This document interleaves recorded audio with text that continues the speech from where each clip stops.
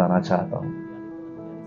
प्रभु यीशु मसीह जब इस पृथ्वी पर थे तब वो सदैव लोगों को एक बात कहते थे, आओ मेरे पीछे आओ, कम एंड फॉलो मी, आओ और मेरा पीछा करो। प्रभु यीशु मसीह का पीछा करने का अर्थ क्या होता है, मैं आपको थोड़ा बताना चाहता हूं ताकि इसके बाद जो वचन आए आप उसे कंप्लीटली अपने जीवन में ले पाएं।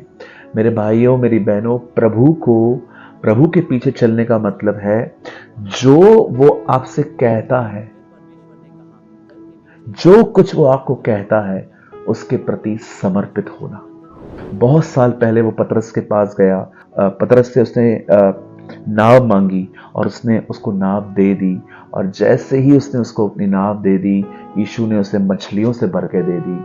कई सारे जो लोग हैं वो वचन को सुनते हैं, एंजॉय करते हैं, तालियां बजाते हैं, आमीन बोलते हैं, कमेंट भी करते हैं, लेकिन मेरे भाइयों मेरी बहनों, सबसे इंपॉर्टेंट है उस वचन के प्रति समर्पित होना। अगर आप चर्च में गए या आप बाइबल पढ़ रहे हैं या आप मुझे यूट्यूब पे सुन रहे हैं, किसी को भी सुन रहे हैं, और आपके सामने ऐसी बातें आती है जैसे कि वचन में लिखा है कि तुम्हारे अंदर किसी के लिए कड़वाहट ना हो, हमारे अंदर किसी के लिए बिटरनेस ना हो, जैसे आप ये वचन पढ़ रहे थे और उसी समय आपने प्रभु से कहा, प्रभु मेरे अंदर कड़वाहट है, मैं नहीं रखना चाहता, मैं इस वचन के प्रति आपके सामने समर्पित करता हूं कि आप मुझ पर रहम और दया करें, मुझे इससे छुड़ाएं। याद रखिए, समर्पण बहुत जरूरी है, सरेंडर होना बहुत जरूरी है। आज भी जो वचन मैं आपको बताना चाहता हूं मेरे भाइयों मेरी बहनों, वो आपको ट्रमेंडसली ब्लेस कर सकता है। मैं इस समय आपकी स्क्रीन पर एक वर्ड लगा रहा हूं, ये वर्ड फिलिपियों 3 अध्याय में है और मैं आपके सामने रखता हूं 13 वचन।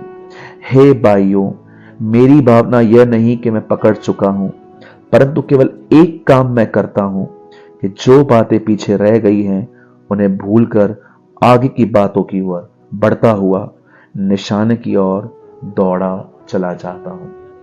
पौलुस यहां पर एक खूबसूरत बात लिख रहा है। वो कहता है कि मैं जो कुछ भी मेरे साथ हुआ है मैं उसे भुला देता हूं।